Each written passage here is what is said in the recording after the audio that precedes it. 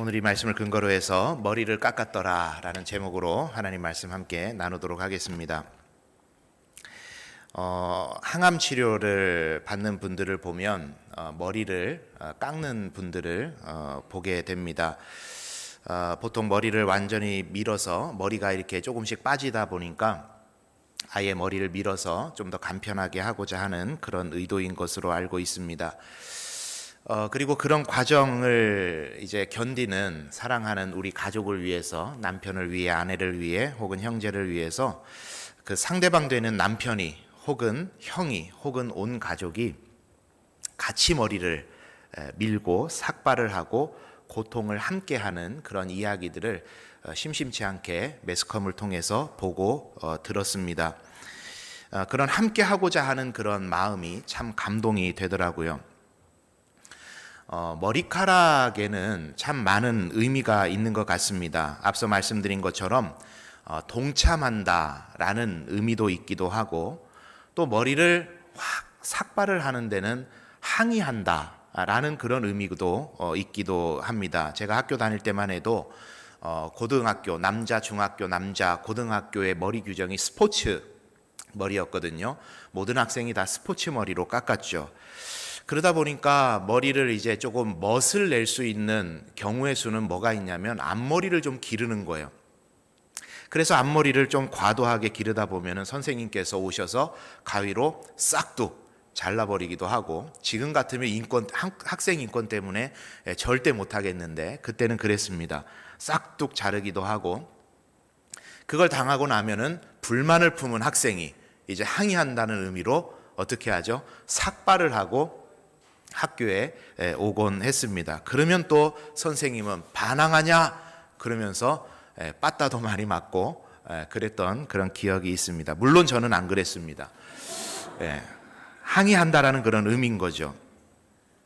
또 하나의 의미는 나의 어떤 결연한 의지를 표명할 때 머리를 밀고는 합니다. 그래서 뭐 고시를 준비한다거나 수능이 며칠 남았다거나 그러면 머리에 띠를 두르고 머리를 짧게 삭발하고 그렇게 열심히 공부를 하기도 합니다.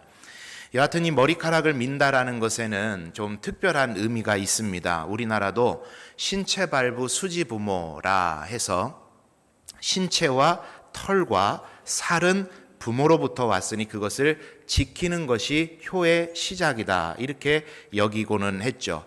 그래서 털 중에서도 계속 자라는 털이 뭐냐면 머리카락이라 남자도 머리카락을 자르지 않고 기르고 상투를 틀고 했던 그런 오랜 옛날 전의 이야기들이 있습니다.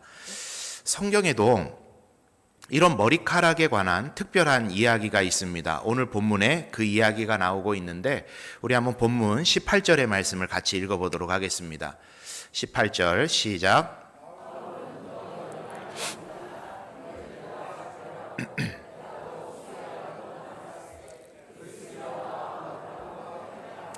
바울이 일찍이 서원이 있었으므로 겐그레아에서 머리를 깎았더라. 아멘. 자, 바울이 머리를 깎았습니다. 어떤 결연한 의지를 나타내고자 했던 것일까요?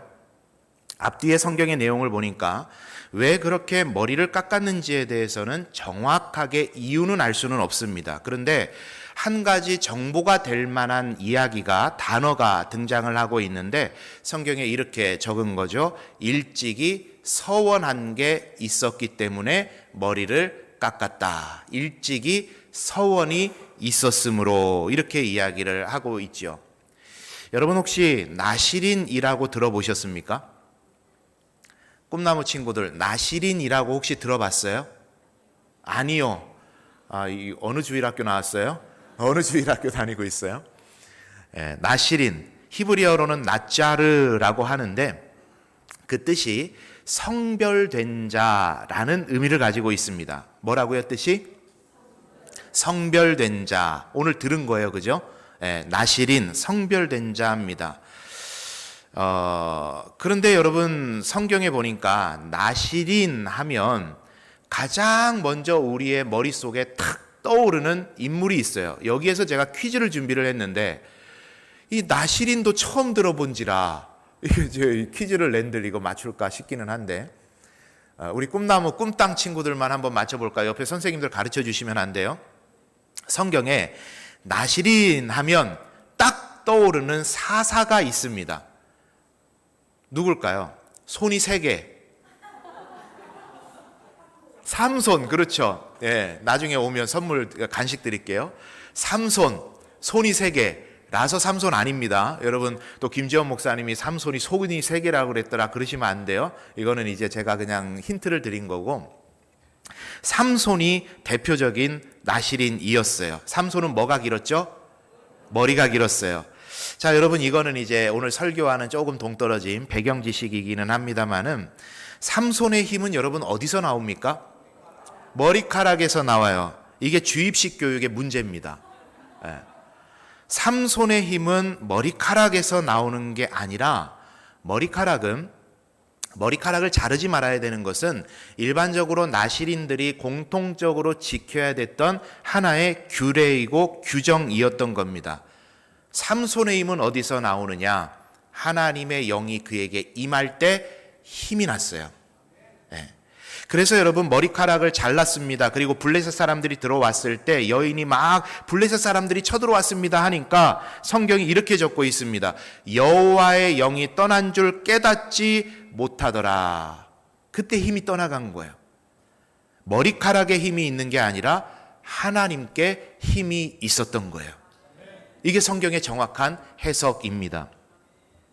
자, 삼손이 나실인이었는데 보통 나실인이 되는 과정이 이랬습니다. 성경의 내용을 보니까 한 가지 경우는 어떤 경우가 나실인으로 살았냐면 평생 나실인으로 서원한 사람들이 있었습니다. 대표적인 사람이 누구냐? 사무엘이었어요. 아들이 없었던, 자식이 없었던 한나가 하나님께 기도합니다. 아들을 주시면 평생 그 머리에 삭도, 즉 가위를 대지 않고 하나님을 위해 살도록 이 아들을 하나님께 드리겠습니다. 서원 기도를 하는데, 그래서 사무엘은 평생을 나실인으로 살게 되었습니다. 그리고 또 한 사람이 누구냐? 바로 방금 말씀드렸던 삼손이 평생을 나실인으로 그렇게 살았던 거죠. 그리고 이건 일반적으로 우리가 알고 있는 이야기인데 또 한 가지 경우가 있습니다. 그 한 가지 경우가 뭐냐면, 나 나실인으로 살래라고 본인이 일정 기간을 서원하여 하나님께 드리는 경우에 나실인으로 살게 되었어요. 이게 무슨 말이냐면, 좀 쉽게 이해하자면 이런 겁니다. 나 일주일 동안 오락을 금하고 하나님 앞에 금식하며 경건하게 기도하겠습니다. 서원하면 일주일을 나실인으로 사는 거예요. 그런데 유대 전승을 통해서 보니까 보통 단위가 30일이었다 그래요. 그래서 30일 동안을 나실인으로 살고 30일이 지나면 다시 또 서원을 하고 나실인으로 살고 서원을 하고 나실인으로 살고, 그렇게 하면서 그 서원 기간을 행했다라고 하는 것들이 성경이 우리들에게 가르쳐주는 나실인에 대한 규정입니다. 여하튼 평생을 나실인으로 살던, 아니면 일정 기간을 내가 서원해서 하나님 앞에 약속해서 나실인으로 살던, 공통적으로 지켜야만 하는 법칙은 뭐였냐면, 민수기 6장에 기록하기를, 첫째, 포도주와 독주를 마시지 않는다. 둘째, 머리를 자르지 않는다. 셋째, 시체를 가까이 하지 않는다. 이 3가지가 나실인이 반드시 지켜야 되는 규정이었던 겁니다. 그리고 이제 일정 기간을 내가 나실인으로 다 살아냈습니다. 그러면 이제 어떻게 하느냐? 이것을 성경의 민수기 6장 후반부에 적고 있는데, 제가 필요한 부분만 제가 읽어드릴 테니까 들어보세요. 자기의 몸을 구별한 날이 차면, 그러니까 성별한 날이 다 지나고 나면은 그 사람을 회막문으로 데려가는데, 그리고 거기에서 해야 될 일들이 이런저런 내용들이 쭉 나옵니다. 그리고 나서 자기의 몸을 구별한 나실인은 회막문에서 자기의 머리털을 밀고 그것을 화목제물 밑에 있는 불에 둘찌며, 그리고 그 기간이 다 차고 나면 포도주를 그때부터 마실 수 있다. 이렇게 성경이 이야기를 합니다. 이게 나실인 법이었어요. 그런데 여러분, 우리가 생각하는 것과 우리의 일상적인 어떤 결연한 의지를 표명하는 것과 조금 결이 다른 것은 뭐냐면, 머리를 자르고 난 다음에 내가 이제부터 열심히 해볼 거야 라고 했던 게 아니라, 일정 기간 내가 서원한 날이 다 차고 그것이 끝나고 나면 머리를 밀었던 거예요. 자, 여기까지 이해가 되시죠? 설명 잘 했습니까? 예, 이해되시죠? 자, 이러한 구약의 내용을 이해하고 나니까 바울이 서원한 것이 있으므로 머리를 깎았더라라는 이 말이 뭔가 좀 이해가 되기 시작한 거죠. 일단 하나님 앞에서 서원한 무엇인가가 있었습니다.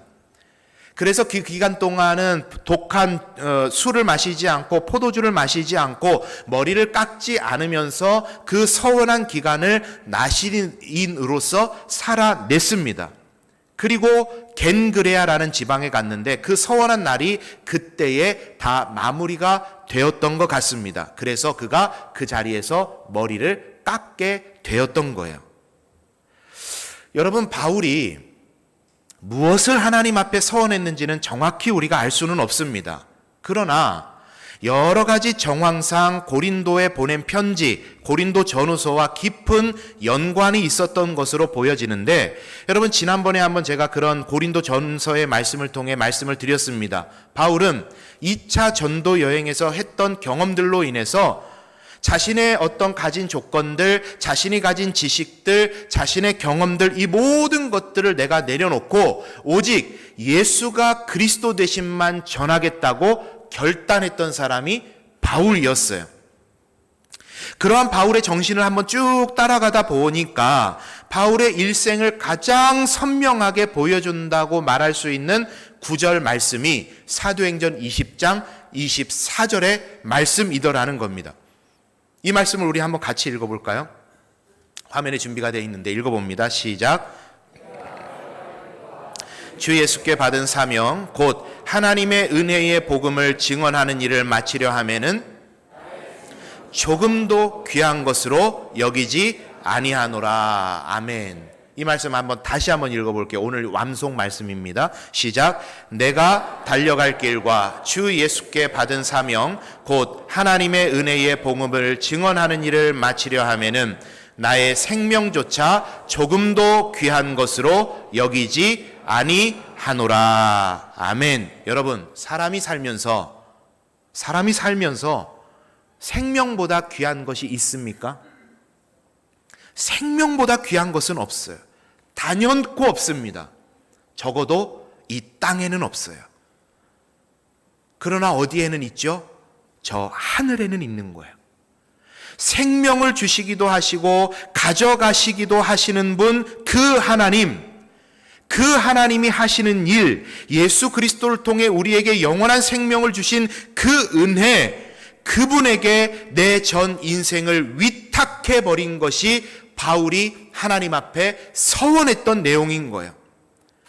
바울에게 있어서는 매일매일이 하나님 앞에 서원하는 날이었고, 그렇게 매일매일을 나시린으로서 성별되고 구별된 자로서 하루하루 주어진 삶을 그가 살아갔던 것이었습니다. 여러분, 그러면 이 시대의 나시린이 누굴까요? 이 시대의 나시린이 누굴까요? 이게 답은 알겠는데 내가 스스로 말을 하려니 이게 참 부담되기도 하고, 제가 부목사로 사역을 하면서 예배부를 담당을 하고 있을 때 예배부 모임을 시작할 때는 항상 담당 장로님께 기도를 부탁을 드렸어요. 장로님 이렇게 기도하고 예배부 사역을 시작을 해 주십시오. 그런데 어느 한 날 장로님께서 저한테 하시는 말씀이 이런 거였어요. 아직도 기억이 나요. 제가 주고받은 이야기가 있기 때문에. 하는 이야기가, 아이 목사님이 성별된 나시린이신데 목사님이 기도해 주세요. 하신 말씀이 그거였어요. 목사님이 성별된 나시린이신데 목사님이 기도해 주세요. 그래서 제가 장로님께 이렇게 말씀을 드렸어요. 그렇게 치자면 장로님이 더 나시린에 가까우십니다. 자, 이게 여러분 무슨 말이냐면, 구약 성경에 보면 나시린이 아니더라도 구별되고 성별된 직분의 사람들이 있었습니다. 그 사람들이 여러분 누구죠? 성별되고 구별되어 이들은 내 것이다 라고 하나님께서 구별되어 세운 사람들이 있었어요. 그 사람들이 누구예요? 여러분이 알고 계신 그게 맞아요. 자신 있게 이야기해 보세요. 제사장들이에요. 레위인들이에요. 이 사람들은 내가 택하여 세운 내 것이다 라고 말씀하시면서 특별하게 구별하고 성별하여 세운 제사장과 레위인들이 있었습니다. 그들은 하나님의 성전에서의 일들을 돌보게 하셨어요. 이렇게 성별되고 구별된 사람들이 분명히 있었음에도 불구하고 하나님께서는 나실이라는 인이라는 제도를 통해서 성별된 사람들을 다시 한번 세우기를 기뻐하셨던 거예요. 자, 그러면 이유가 뭘까? 제사장은 성전에서 종신토록 제사의 일을 돌보는 사람들이었습니다. 이들은 세속에 거하지 않았어요. 세속에 거하지를 않았어요. 딱 완전히 구별되어서 성막 안에서, 성전 안에서 하나님의 제사의 일을 돌보는 구별된 사람들입니다. 그럼 여러분, 나실이는 어떤 존재냐? 세상 속에 살아가면서 그 세상과 시대를 살리고 회복하고 그 사회를 하나님의 뜻대로 일으켜 세우는 그런 존재들이 나실인이었던 겁니다. 여러분, 항상 말씀드리지만 지금의 목회자가 제사장의 직분을 이어가는 것은 아니지만, 목회자가 제사장은 아니지만 이해를 쉽게 하기 위해서 빗대어 한번 설명을 해본다면, 저와 같은 목회자는 종신토록 교회의 일을 살피고 제사장과 같은 일을 하고 있다고 한다면 바로 누가 나실인이에요? 여러분들이 나실인인 거예요. 여러분들이 삶의 자리에서, 여러분들이 직장에서, 여러분들이 학교에서, 여러분들이 살아가는 그 일상의 삶에서 성별되어서, 거룩하게 구별되어서 하나님의 나라를 건설해가는 이들, 바로 이 시대의 바울이 여러분들이고 이 시대의 나실인이 바로 여러분들인 줄 믿습니다. 바라는 것은 이 한 주를 살아가는 동안에도 내가 나실인임을 깨닫고 성별되어서 이 시대와 이 나라와 우리가 속한 지역과 직장과 가정을 살리는 존재로, 하나님 나라를 우리의 삶에 이루어가는 존재로 나실인으로 복되게 살아가는 은혜가 우리 모두에게 있기를 간절히 소망합니다. 우리 같이 한번 고백할까요? 주님, 내가 나실인입니다. 한 번 더요. 주님, 내가 나실인입니다. 맞습니까? 인정하십니까? 고백하십니까? 나실인으로 사는 은혜가 있기를 원합니다. 그렇게 바울이요, 매 순간을 나는 나실인이다, 하나님 앞에 거룩하고 성별된 자다, 그렇게 생각하며 살아감을 통해서 그가 가는 곳마다 교회가 서고 제자들이 서고 하나님의 나라가 확장되게 되었던 것입니다. 여러분, 그리고 바울이 머리를 깎았다는 것이 우리들에게 주고 있는 또 하나 굉장히 중요한 영적인 메시지가 있습니다. 갱그레아를 떠났어요. 에베소, 가이사랴에 상륙을 하게 되는데, 여기에서 이제 바울의 2차 전도 여행이 끝이 납니다. 그리고 연이어서 안디옥으로 가면서 바울의 3차 전도 여행이 시작이 되게 되죠. 여러분, 이거는 성경 배경 지식으로 아실 것은, 바울이 나 이번은 1차 전도 여행 이제 시작한다, 2차 전도여행 이제 출발이다, 3차 전도여행 이제는 가자 하면서 그렇게 전도여행이 진행이 되는 게 아닙니다. 그것은 이제 바울이 1차 전도여행, 2차 전도여행, 3차 전도여행, 로마 여행 이렇게 갔다라고 하는 것은 후대의 학자들이 바울의 전도 여정에 대해서 더 긴밀하게 연구하고 더 세밀하게 알아보기 위해서 1차, 2차, 3차 이렇게 나누는 것이지, 바울은 뭐 1차, 2차, 3차 별로 개의치 않았습니다. 그렇게 보니까 1차와 2차 전도 여행은 그 여정이 딱 떨어져요. 어디 가서 해산했다가 다시금 시작하는 그런 선명한 과정들이 보여지는데, 2차에서 3차를 넘어가는 과정은 18장 22절이 2차 전도여행의 끝이고 23절이 바로 막바로 3차 전도여행이 시작하는 그런 길목이 됩니다. 그렇게 여러분, 이제 3차 전도여행이 쭉 잘 진행이 되고는 마쳤어요. 3차 전도여행까지 마치고 나서 바울이 예루살렘으로 들어가게 됩니다. 그게 이제 사도행전 21장에 적혀있는 내용들인데, 당시 예루살렘 교회의 수장이 누구였냐면 야고보 사도였습니다. 이 야고보 사도를 만나게 됐어요. 그래서 바울과 선교팀 일행들이, 우리 마치 선교사님들이 한 번씩 한국에 들어오면은 선교 보고를 하지 않습니까? 그래서 바울과 그 일행도 예루살렘 교회와 그리고 그 수장과 리더들에게 찾아가서 선교 여행에 대해서 보고를 하는 시간을 갖게 됩니다. 그런데 그때 야고보가 이 선교 보고를 듣다가 바울에게 이런 이야기를 하게 된 거예요. 여러분, 이걸 일상 용어로 제가 한번 설명을 드릴 테니까 성경에 나오는 내용인데 들어보시죠. 바울 당신이 회심해서 열심을 가지고 복음을 전한 것에 대해서 우리가 다 듣고 알고 있습니다. 그런데 한 가지 문제가 있어요. 당신이 없는 사이에 당신에 대한 이상한 소문이 돌고 있는데, 당신이 모세를 배반하라고 가르치고 아들들에게 할례를 행하지 않아도 된다고 가르치고 있다고, 우리가 지금까지 유대인들이 지금까지 지키고 있는 여러 가지 관습들을 지키지 않아도 된다고, 그 관습들 아무것도 아니니까 무시하라고 그렇게 가르치고 있다는 소문이 예루살렘 교회에 들리고 있습니다. 물론 우리는 이해합니다. 당신이 그런 뜻으로 한 말이 아니라는 것을 우리는 이미 알고 있지만, 이해하고 있지만, 많은 유대인들은 그렇게 생각하지 않고 있습니다. 그러니 이제 곧 그 사람들에게 바울 당신이 예루살렘에 입성했다는 소식이 들려질 텐데, 곤란한 상황을 겪기 전에 당신이 이렇게 한번 해보는 것이 어떻겠습니까? 라고, 부르심을 받은 자가 있느냐? 무할례자가 되지 말며, 무할례자로 부르심을 받은 자가 있느냐? 할례를 받지 말라. 할례 받는 것도 아무것도 아니요 할례 받지 아니하는 것도 아무것도 아니로되 오직 하나님의 계명만 지킬 따름이니라. 이런 말씀을 전한 거예요. 여러분, 말을 듣고 보니까 오해의 소지가 어때요? 다분하죠. 물론 바울은 그런 뜻으로 한 것은 분명 아닙니다. 그런데 듣고 보니까, 그리고 바울에 대해서 시기 질투하고 바울에 대해서 오해하고 싶은 마음을 가지고 보니까 바울이 전한 이 복음이 이렇게 되는 거죠. 한 사람을 건너고 두 사람을 건너고 지역을 건너고 시간을 건너고 오해를 건너다 보니까 바울이 할례 안 받아도 된다고 하더라. 바울은 할례를 중요하게 생각 안 하더라. 아니, 할례를 중요하게 생각 안 한다는 건 뭐야? 모세의 율법을 부정한다는 건데 바울은 모세를 부정하는 사람이다. 이렇게 오해가 계속해서 눈덩이처럼 불어났던 거죠. 여러분, 바울은 정확한 것은 이겁니다. 할례를 중요하게 생각하지 않았어요. 바울은 유대인들의 전통을 중요하게 생각하지 않았습니다. 그러나 바울은 할례를 중요하게 생각했습니다. 바울은 유대인들의 전통을 중요하게 생각했어요. 아니, 목사님, 이게 무슨 말장난입니까?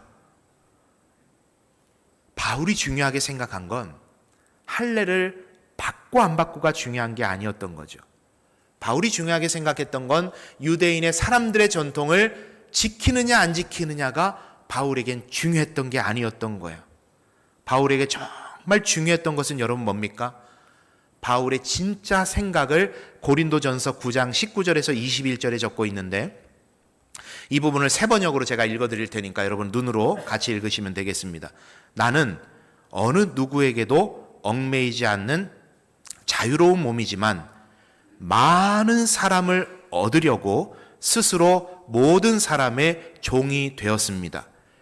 유대 사람들에게는 유대 사람을 얻으려고 유대 사람같이 되었습니다. 율법 아래 있는 사람들에게는 내가 율법 아래 있지 않으면서도 율법 아래 있는 사람을 얻기 위해서 율법 아래 있는 사람같이 되었습니다. 율법이 없이 사는 사람들에게는 내가 하나님의 율법 없이 사는 사람이 아니라 그리스도의 율법 아래 있는 사람이지만, 율법 없이 사는 사람들을 얻으려고 율법 없이 사는 사람들과 같이 되었습니다. 믿음이 약한 사람들에게는 약한 사람을 얻으려고 약한 사람이 되었습니다. 나는 모든 종류의 사람들에게 모든 것이 다 되었습니다. 그것은 내가 어떻게 해서든지 그들 가운데서 몇 사람이라도 구원하려는 것입니다. 그 뒷부분이 여러분 요약본인데, 저 화면에 색깔 다르게 되어 있는 부분만 우리 한번 같이 읽어보겠습니다. 시작. 사람에게 모든 것이 다 되었습니다.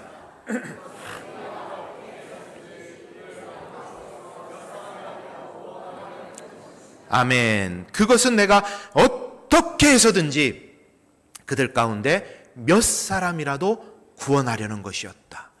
바울에게 있어서는요, 모세 율법 중요하지 않았던 거예요. 전통 중요하지 않았던 거예요. 할례를 받고 안 받고가 중요하지 않았던 거예요. 바울에게 중요한 건 뭐냐? 다만 한 사람이라도 내가 더 구원할 수 있다면 나는 어떤 모습을 취해도 상관없다. 그게 바울이었던 거죠. 바울은 카멜레온 같은 사람입니다. 사람을 세우고 교회를 세우고 주어진 복음을 전하는 일이라면, 그래서 사람이 살아나는 일이라면 자신은 어떻든지 아무 상관이 없었어요. 무엇이 중요한지를 너무 잘 아는 사람이 바울이었던 거죠. 바울은 야고보 사도 앞에서 말할 수 있었습니다. 아니, 내가 잘못하지 않은 것 당신들도 잘 알면서 어떻게 나에게 서원한 사람들 머리 깎는 비용을 내라고 합니까? 사람들에게 보이기 위해서 나에게 정결례에 참여하라고 그렇게 말을 할 수 있습니까? 나 그럴 수 없습니다. 나는 예수 안에서 자유한 사람인데, 나는 복음 안에서 자유한 사람인데, 내가 왜 사람들에게 보이기 위해서 유대인들의 전통 따르는 그 모습을 일부러 그렇게 만들어서 내가 보여야만 됩니까? 나 신경 쓰지 않으니까 나는 내 뜻대로 하겠어. 그랬다고 한다면 여러분, 어쩌면 그때부터 바울교가 생겼을 거예요. 교회와 딴 길을 갔을 거예요. 그런데 바울은 한 사람이라도 구원할 수 있다면 내가 중요하게 생각하는 게 뭐가 중요하고 내가 중요하지 않다고 생각하는 게 왜 안 중요할까 하는 생각 가운데 바울은 여러 모습으로 사람 구원을 위해 사명을 감당했던 겁니다. 여러분, 나는 전통의 가치를 너무 중요하다고 생각합니다. 그러나 젊은 세대가 전통을 너무 무거워하고 조금 자유롭고 싶어 한다면 내가 그렇게 중요하게 생각하는 전통 조금 놔줄 수도 있는 거 아닙니까? 나는 자유가 너무 좋지만 함께 숨쉬고 살아가는 공동체가 전통을 통해 은혜를 경험하고 있다면 나도 자유를 조금은 내려놓고 전통을 통해 임하시는 하나님의 은혜를 경험할 수 있도록 노력해야 되는 게 교회 아닙니까? 나는 방언으로 기도하고 싶지만 혹시 모를 다수가 힘들어할 수 있다면 조금 소리를 죽이거나 골방으로 들어갈 수 있는 거 아닙니까? 누군가가 방언으로 크게 기도하고 있다면 나도 그 기도에 열심을 힘입어 기도하고 방언을 사모하면서 열정을 다하여서 기도할 수 있는 그런 모습으로 성장할 수 있는 것 아닙니까? 내가 고수하고 있는 그 가치가 그렇게나 중요한 것입니까? 성도를 세우고 교회를 세우는 일보다 그렇게나 내가 생각하는 그 가치가 중요하고 목숨 걸 일입니까? 아니잖아요. 우리에겐 무한한 자유가 있습니다. 그러나 성도를 생각하고 교회를 생각하고 무엇보다 주인이신 예수 그리스도를 생각한다면, 가장 중요한 가치를 바라보는 시선이 우리에게 있다면 우리는 포기할 수 있습니다. 양보할 수 있습니다. 기다려줄 수 있습니다. 배려할 수 있습니다. 손 잡을 수 있습니다. 그렇게 세워져가는 공동체가 교회 공동체인 줄 믿습니다. 그 공동체를 하나님께서 기뻐하시고 성장시켜 가시는 겁니다. 우리 연산교회가 그렇게 세워지는 교회 되기를 축원합니다. 빌립보서의 말씀처럼 나보다 남을 낮게 여기고 항상 무엇이 가장 중요한가를 바라보는 그런 절대적 가치를 바라보는 시선을 가지고 우리가 사명 감당하고 사역 감당하게 될 때 우리 연산교회가 이 시대 가운데 귀하게 쓰임받는 교회로, 하나님 기뻐하시는 교회로, 사람이 모이면 행복한 교회로 그렇게 성장해 갈 줄 믿습니다. 말씀을 정리합니다. 바울은 매일매일 머리를 깎는 나실인의 정신으로 하루하루를 살았던 거예요. 그렇게 하루하루를 사명을 감당했습니다. 여러분도 하나님 앞에서 결단하시고 머리를 깎는 마음으로 내가 속한 삶의 자리에서 성별된 자로 내가 살리라 결단하시고 여러분의 속한 지역과 가정과 직장과 교회에서 무엇이 가장 중요한 가치인가를 날마다 곱씹으시면서 그것을 쫓아 살아가심을 통해서 하나님의 나라를 아름답게 이루어가며 살아가는 우리 모두가 되기를 간절히 축원합니다. 우리 이 시간에 함께 찬양하면서